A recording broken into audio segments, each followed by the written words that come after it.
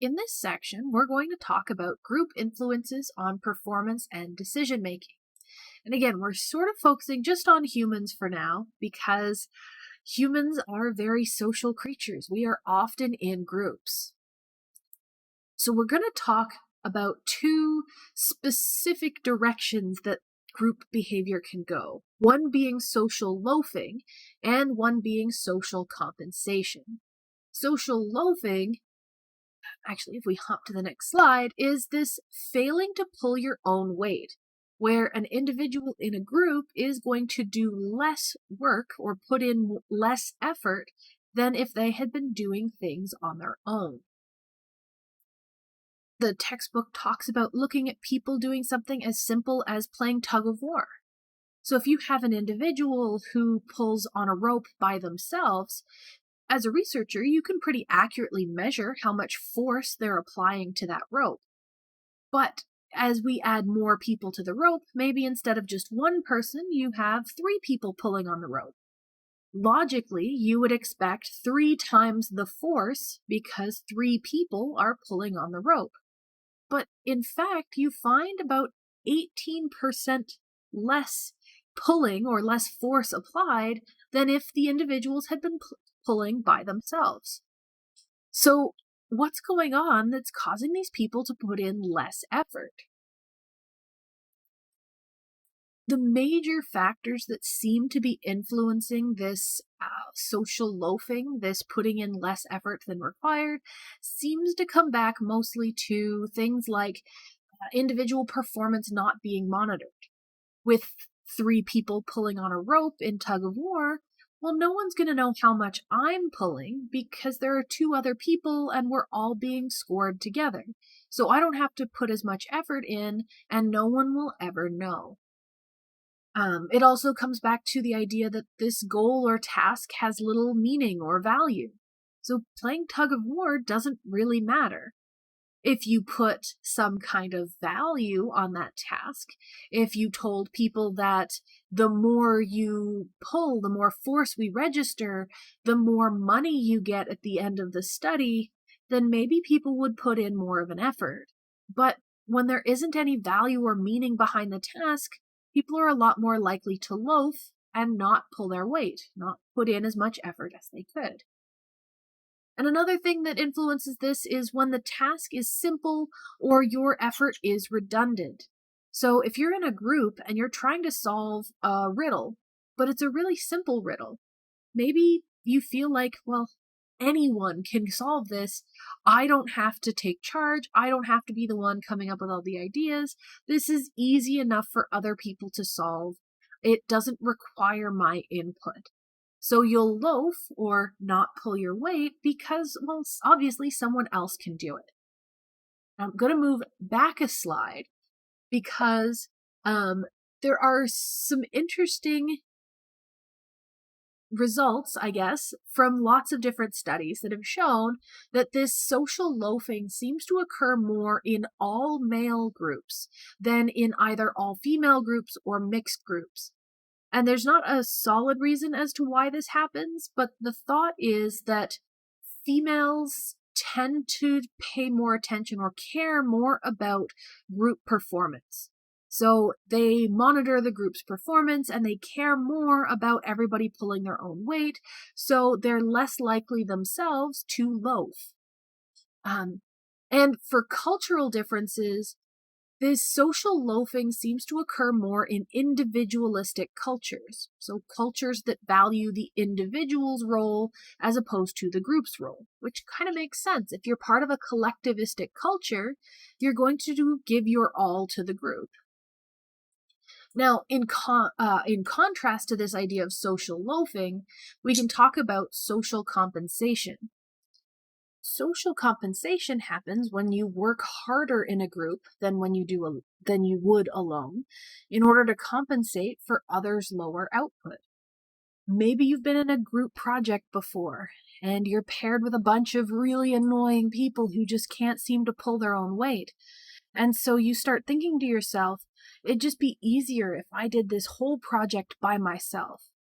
And at the end of the day, that's kind of what you end up doing. You put in more work, you put in more effort than anyone else in the group, and more effort possibly than you would have put in originally, because you want to make sure that you do well, and they sure as heck aren't going to let you do it.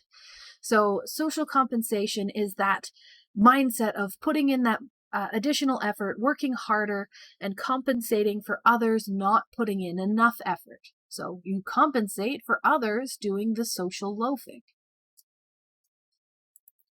Now, the next part of this section starts talking about group polarization and eventually into group think.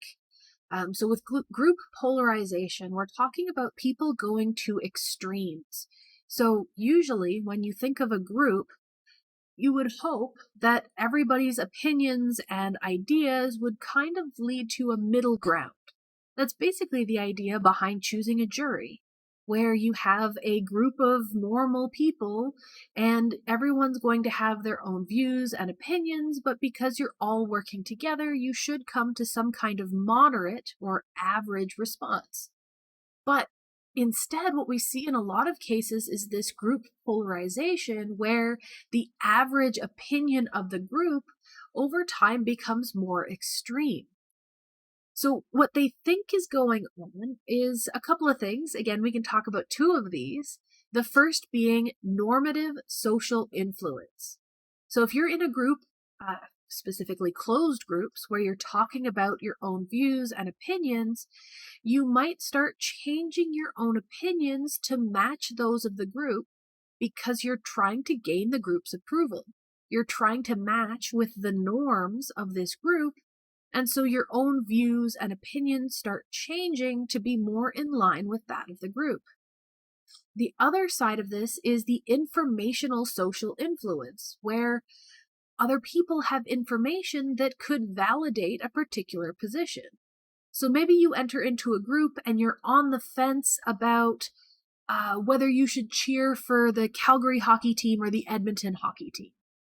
But if you're surrounded by a bunch of Edmonton fans, then maybe you're going to get lots of positive information about the Edmonton team. And you're going to go from being indifferent between the two teams to maybe at the end of it, you're a die-hard Edmonton Oilers fan. So the information that's around that's supporting that opinion starts making you feel better about supporting that opinion more strongly and leads to that polarization over time. And this can work for lots of things, not just sports teams, but we stick to that because it is less polarizing of a thing to talk about. And now, of course, we're going into groupthink, which is a pretty intense topic to get into. So it's an interesting read in the textbook. But groupthink is the tendency of group members to suspend their critical thinking because they're striving to seek agreement. So on paper, that doesn't sound that bad. So maybe people don't think as critically or as intensely about a particular topic as they could because they're trying to find a way to get the group to agree. But this starts to cause problems in some very specific situations. So groupthink is the worst when there's a high stress decision that you have to make. So if there's a lot of pressure to come up with a decision, people are going to be feeling pressure to go along with the group majority because, well, at least then it's decided. It's, again, especially bad if you are insulated from outside input. If you have no one outside of that group contributing and sharing ideas, you can become locked in the group think. You can become locked in the ideas that are present within the group that's there, and you can start excluding important information that might come from elsewhere. It's, again, especially bad if you have a directive leader who's promoting his or her personal agenda. So if you have someone petitioning and pushing for their particular idea to be agreed upon, then people are slowly going to start coming around to that idea. And the last important influence here is high group cohesion. If you're in a group and you're sort of identified together and you're being pressured to work together, then again, you're going to be a little bit more likely to go along with group ideas. And So from all of this, it's like, okay, that can be intense, but what makes it really bad is the situations where we've seen groupthink happen and cause massive problems. And so the biggest examples of this are things to do with politics. Um, the textbook mentions things like um, being surprised by the attack from the Japanese on Pearl Harbor. So going back to World War II, and they talked about it as a surprise attack, despite the fact that the US military had been warned about the potential for an attack, and groupthink led them to dismiss those warnings. Things like the president in 1961, Kennedy and his advisors decided to launch an invasion of Cuba. And again, it wasn't a great idea, but because of groupthink, they got caught up in the idea of launching an invasion, and they did, and that gave us the Bay of Pigs. They also mention things like Watergate, or even the textbook goes into detail talking about the Challenger explosion and the fact that groupthink had led the group to push to launch the shuttle on that day despite dissent from others. And so if we look at these causes of groupthink and consider them in terms of the Challenger disaster, there was a high stress put on making a decision. NASA had been pushing this launch back. There'd been lots of delays. The public eye was on them, and they needed to launch. They had people pushing, leaders who were pushing for this to happen. People wanted this to happen. Insulation from outside input, they didn't consult with the engineers who had raised issues of things that could have gone wrong. And so those outside inputs were ignored. And the group was stuck together, high group cohesion, where they were seen as we are the ones that have to make this decision. And so the group consisted only of management higher ups in NASA. And so this group think pushed them to ignore some of their critical thinking, to evaluate some of the risks, and go ahead with the launch. So there's lots and lots of cases where this groupthink can get people to ignore their own individual logic and push for an outcome that maybe isn't the best outcome to have. Now, as per usual, it isn't an all or nothing. It isn't, we're doomed to fall victim to groupthink. So there are ways that you can avoid groupthink. If we walk through this figure from the textbook and we talk about what leads to group thinking, that high stress put on reaching a decision, insulating the group, having those pushy leaders, and high group cohesiveness, we run into issues where people feel like the group is invulnerable. We absolutely know what we're doing. We're the experts. We're making the right decision. You start seeing direct pressures on dissenters, where people who propose alternative ideas or who start saying, hey, have we considered this other source? People will shut them down. People will say, stop rocking the boat. We're making a decision and we have to make it quickly. Stop trying to push us away from our goal. Self-censorship happens when people start realizing, okay, well, everyone seems to be on board, which leads us to point 4, that illusion of anonymity, where you're saying, okay, everyone's on board, everyone's going ahead with this, everyone agrees with this. I should just keep my opinions to myself and I should go along with what the group wants. And you have these self-appointed mind guards, people who are trying to keep that negative information or contrasting opinions away from the group. If you can tell other people to stop talking or stop sharing that information, you're preventing others from potentially being influenced by information that might actually have been really critical to making a good decision. And so those are the things that lead up to it, the symptoms of it. And then how can you contrast or fight against something that leads to people having an incomplete consideration of alternatives or an incomplete understanding of what your objective is? So again, this failing to think critically. So you're failing to examine the risks of your preferred choice. You're not thinking it all the way through. You're not using all the information or not seeking out all the information. And maybe you're not even considering alternatives.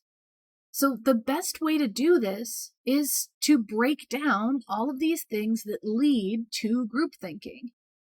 So maybe instead of insulating the group, instead of having one large group of people who are pushed to make a particular decision, break it down into smaller subgroups. Instead of having a group of 20, maybe have uh, 10 groups of 2. Maybe have groups of 3 or 4. Let people talk on a smaller scale where they aren't feeling that pressure to agree with a larger group. Let everyone's opinions be heard and consider things from all angles. So reestablish and encourage that critical thinking. Bring in outsiders. Listen to experts from outside of the group. Listen to the people who have proposed other alternatives, and maybe try and stop some of these mind guarding people.